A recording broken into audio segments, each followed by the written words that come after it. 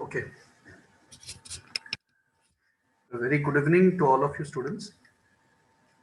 Today we'll go for the experiment number 2 of Fluid Mechanics Laboratory with code MMC204, and we'll discuss the determination of coefficient of discharge of a Venturi meter. Uh, First of all, let's discuss the theoretical aspects and details, and I will give you let's try to understand how the experiment will be performed so that you can have a virtual feel of the experiment. And after that, we will go for the experimental details in a separate video. So this video is especially devoted towards explaining you the theoretical details behind determination of coefficient of discharge of a Venturi meter, and after that, of which we'll explain that how the experiment is to be performed practically. Everything will be explained through a PowerPoint mode. Fine. So let's go for the one by one by point. Okay, the first thing is the aim of the experiment. Aim of the experiment is to determine the coefficient of discharge of a Venturi meter. Coefficient of discharge is a term which is the ratio of the actual discharge to the theoretical discharge. As you know, the actual discharge is always less than the theoretical discharge because of some losses. So coefficient of discharge is a term which especially defines the efficiency of a particular measuring device. For example, venturimeter is a measuring device. What exactly it measures? It measures the flow rate or the discharge through a pipe. So how good that venturimeter is. So that is being quantified, or the performance of the venturimeter is being quantified through a parameter called coefficient of discharge. So through this coefficient of discharge, you can compare 2-3 venturimeters and you can say which one is a better. So a venturimeter with the highest value of CD is expected to be a better venturimeter in terms of measurement of the discharge through a pipeline. So as I said, venturimeter, the coefficient of discharge, the term CD is the ratio of two terms. That is the actual discharge divided by theoretical discharge, and the actual discharge to the pipeline is expected to be somewhat less than the theoretical discharge because of some losses. So the value of CD is expected to be less than 1 always.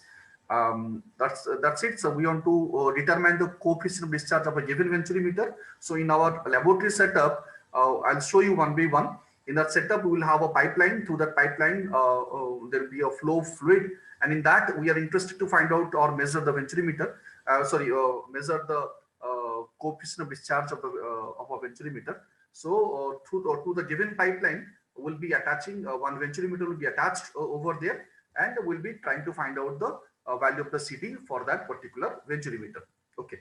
So the aim of the experiment is here to determine coefficient of discharge of a given venturimeter, and the apparatus required for carrying out for this experiment are two things. We have a whole setup, complete setup for determining the coefficient of discharge of a venturimeter. That setup as a whole is the apparatus, and the second apparatus which we need is a stopwatch. As you know, it is common for all the experiments related to fluid mechanics laboratory that you need to have a stopwatch for the purpose of calculating the time. Okay. Now coming to, let's try to understand the experimental setup in details. If you come to the fluid mechanics laboratory of Department of Mechanical Engineering here, you will see this setup. I'm just trying to give you a virtual look. How does the experimental setup look like? It looks like this. Let me explain you the different apparatus or different parts of this setup part by part. First of all, as you know, it is common to most of the experimental setups are having some common features which you have already seen in case of experiment number 3 and 4. That there will be a common first thing is there will be a water reservoir. You could see there's a water reservoir, and that water reservoir acts as a final reservoir, final content of water, from which the water is being circulated throughout the system. Okay. Now you have got a collecting chamber or a collecting tank. This collecting tank is being used to find out the discharge, the theoretical discharge of the theoretical discharge through the pipeline. So discharge, as you know, is volume by divided by time. So this particular collecting tank is being used to find out the expression for the theoretical discharge. Okay, that will be volume the time taken to collect a certain amount of water or a water up to a certain level. So what is the time taken for that? So that will be calculated through this volume divided by time. You are already aware of this because I've already explained you these things in details in experiment number 3 and 4. The same thing. Okay, and for that to calculate this discharge, you need the volume, the time taken for filling up a certain volume. Okay, so cross-sectional area of this collecting tank is known to you. So divide by the time will be coming from the stopwatch. Okay, you need a stopwatch. Then the next component is a pump. You could see there's a pump over here. So the purpose of the pump, as you know, it is to circulate the water throughout the system. And there's a discharge controlling valve through which you can control the discharge. Okay, you can test the setup for different discharges to have different values of CD, and ultimately you can have a accumulation, or you can have a mean value of the CD, and that will be the final output of the present experiment. Okay, now the next thing is a manometer for recording the pressure difference. You know, I need not explain you what a manometer is because you guys are already studied the theoretical details, theories related to fluid mechanics. So you know the manometers is being used for to know the difference of pressure head at two particular points of a pipeline, or at two particular points in general. So you have a manometer here. You could see a level of mercury, so which is at the same level even it is not been connected to the pipeline. So you have got a manometer for recording the pressure difference. So that will be giving you the pressure head H. Okay. Now, yes, this is the pipeline with the venturimeter. This is not been shown because I have taken the orthography view, so you cannot see the pipe in details, but you can realize there is a pipeline going over there. Fine, but you cannot see that venturimeter. So the venturimeter is hidden over there behind this manometer board. So it will be looking somewhat like this. Yeah, this is the venturimeter. You can see this is just hidden behind that. So this is a venturimeter. It's having a converging and diverging part, and these are the two knobs for which there will be this. You could see these two pipes are actually being connected, one at the cross section 1, this is at cross section 2. So they have been connected to this manometer, and that will ultimately, when the pipe will be in operation, there'll be a constant, there'll be flow fluid. Automatically there'll be a pressure difference which can be known through the difference of height of this mercury level. Fine. So these are the experimental setup in details. I think it's clear. So let's go for the next part, is the theoretical background. Let's try to understand the theory behind the discharge measurement through a venturimeter in the first page. Then we'll go for the practical relation through the experimental in the second page. Okay. So why at all a venturimeter is being used? A venturimeter is basically being used for the purpose of measuring the discharge through a pipeline. If there's a pipeline, I want to measure the discharge through the pipeline, then a common procedure in field, there's a common practice in industries and field, that to connect a venturimeter to the running pipeline to find out or to measure the flow rate or the discharge. Okay, so you could see there's an inlet, there's an outlet. So this inlet and outlet are nothing but your pipeline. This is your actual pipeline.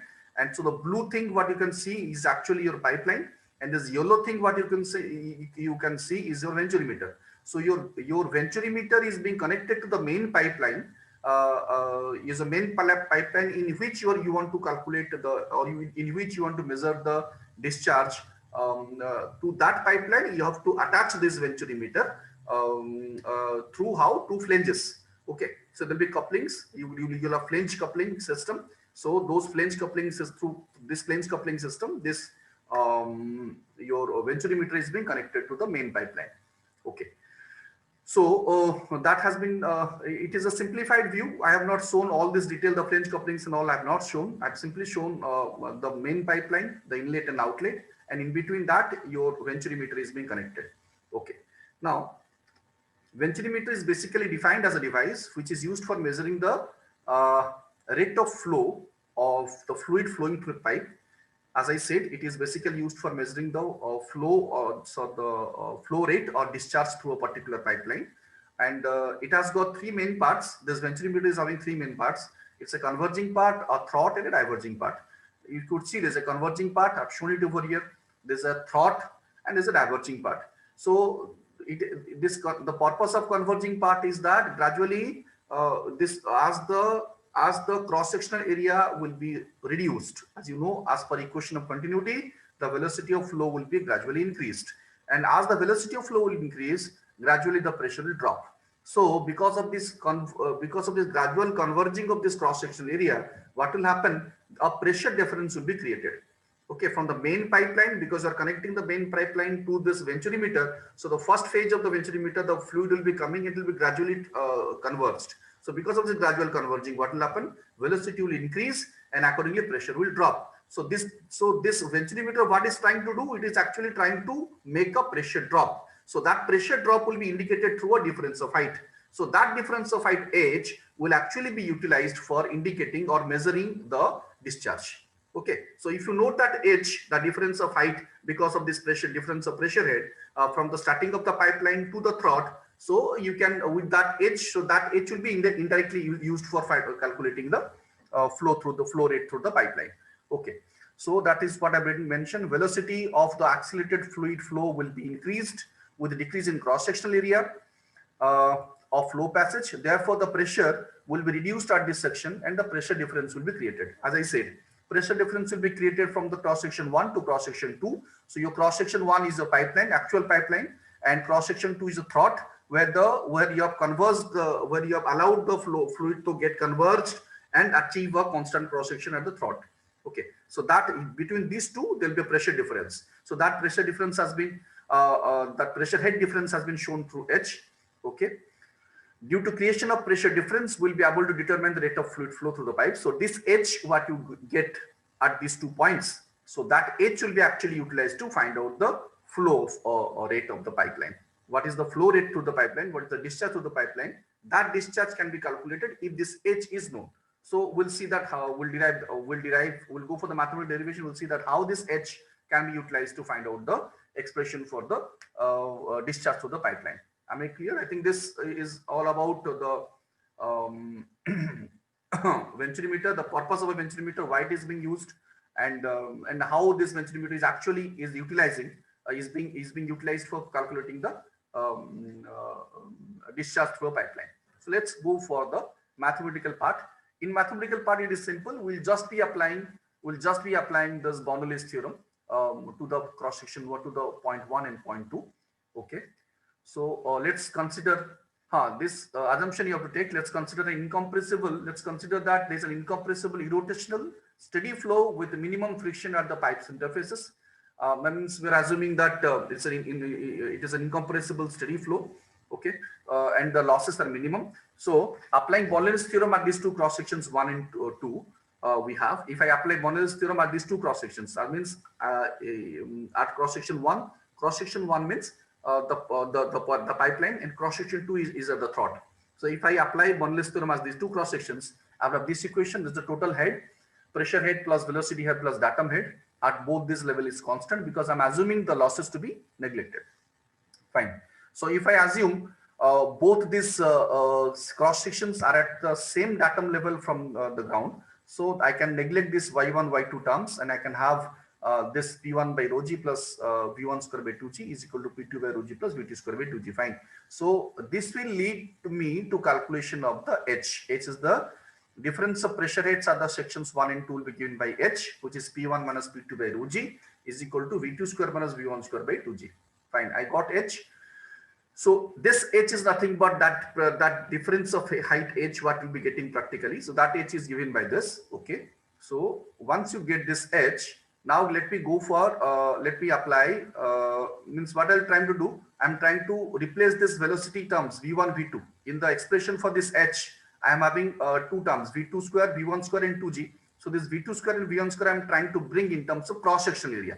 Okay, because cross-sectional areas are geometrical terms which are known to me. That is why I'm trying to bring it to in terms of cross-sectional area.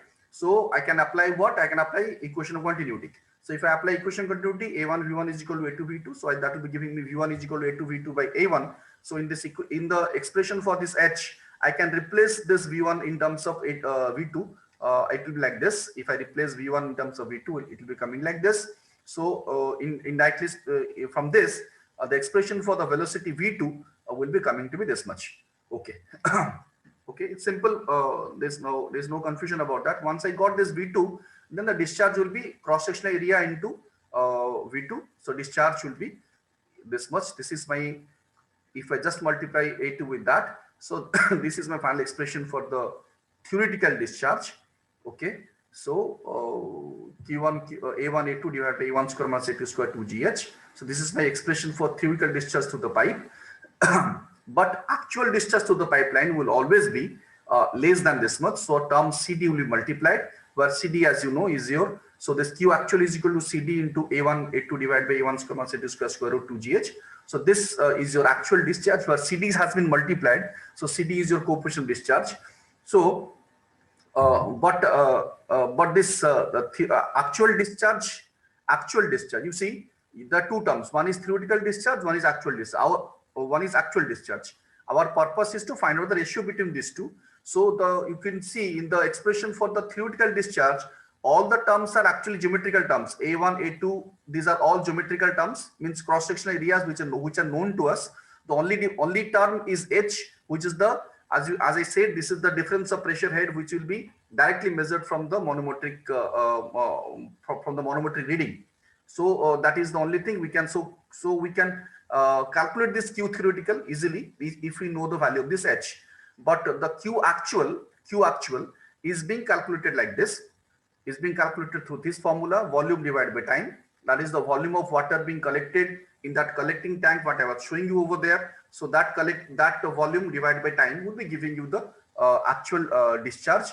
So once you get this actual discharge, then CD will be a ratio of Q actual by Q theoretical. Fine.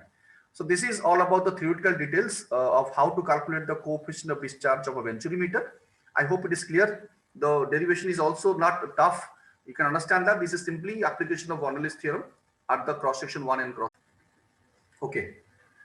So now we will see that how experimentally we are going to determine the different parameters. The theoretical details are clear.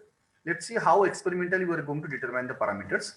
So you see the procedure to experimentally determine the theoretical discharge, because we need to determine two things: theoretical discharge and the actual discharge. So theoretical discharge, we can go ahead like this. Q theoretical is equal to A1 A2 divided by A1 square minus A2 square 2GH square root, where you know this A1 and A2 are nothing but geometrical parameters, and it is known to us for the given in the experimental setup what we conduct in the lab.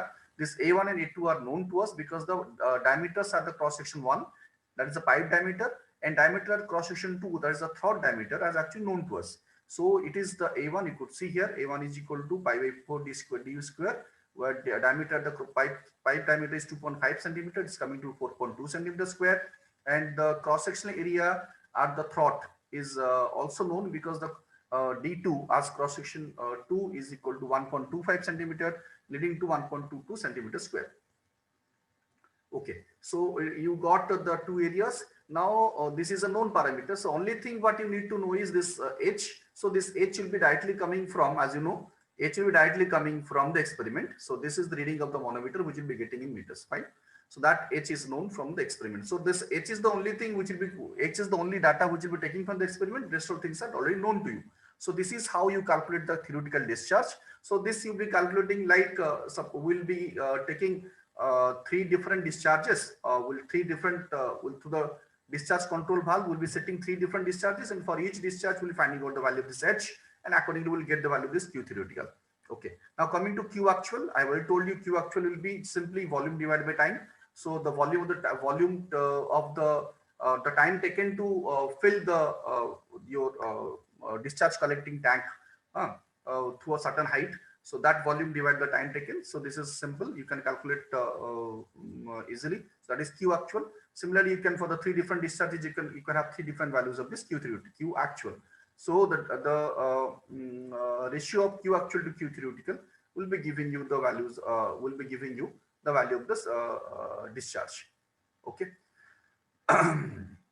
So coefficient of discharge CD is equal to Q actual divided by Q theoretical. Okay, done. So let me show you a sample calculation table. This is a sample calculation table here I've shown. This is I've taken from one of a senior's record. So he has calculated for three different discharges. These are the data he has taken. His initial level, final level, and the time taken. And according to the discharge, he found it out. Actual discharge. Then this is the manometer reading difference. The H value. So this is the uh, difference in H in terms of water, that is RW is equal to R into 12.6. This is a difference in H in terms of water. Okay, H is finding out in terms of water. Okay, this okay fine. Then this is the theoretical discharge value is calculating out, and CD here you got. So please have a look at this. You can understand. Hope you'll be understanding it in details, because I've already explained you the theoretical parts clearly. So now the second part is one sample calculation table. Also I've shown you how this is to be calculated. Fine. This is a sample calculation table. So you will be having three different values of the CD, because you'll be setting three different values of the discharges. Accordingly, you have three different values of Q actual, three different values of Q theoretical. So ratio of that will be giving you three different values of CD. So the average of that will be the final value, which will be concluding in the experiment, that the final value of this coefficient discharge is coming to be something which you get. Okay. As I've already told you that the value of the CD will always be a number less than 1. So it won't be it will never be more than 1. It will be less than 1. But how close it is to 1? How much it is close to 1? That indicates that how much your venturimeter is efficient in terms of calculating the discharge through a given pipeline. Okay, if the value of CD is high, in that case it is a good one. It's a good one with the capacity of calculating the flow through the pipeline with the highest accuracy. If the value is less, it indicates it causes more losses, indicating a less efficient venturimeter in terms of calculating the flow through a given pipeline. So I think this completes the experimental details, the aim, the apparatus required, the theoretical details, and and experimentally how you are going to calculate the different parameters, and that completes the entire experiment. In the next part, we'll be showing you. I'll try to show you how these parameters are actually being calculated experimentally in the laboratory. Thank you. Thanks a lot.